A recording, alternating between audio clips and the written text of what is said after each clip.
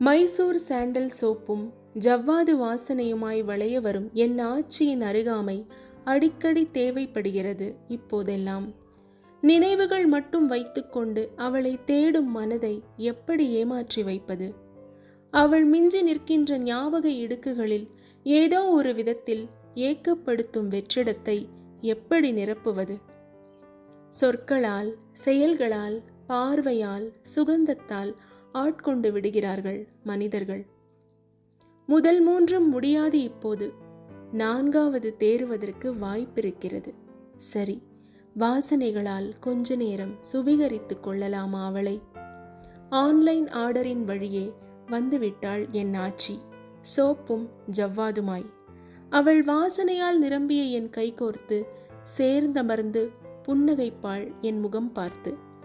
பள்ளி முடிந்து ஓடி வரும் என் குழந்தையை அவளின் அம்மாவும் அவளின் ஆச்சியின் அம்மாவும் சேர்ந்து அணைத்துக் கொள்வார்கள் இன்று.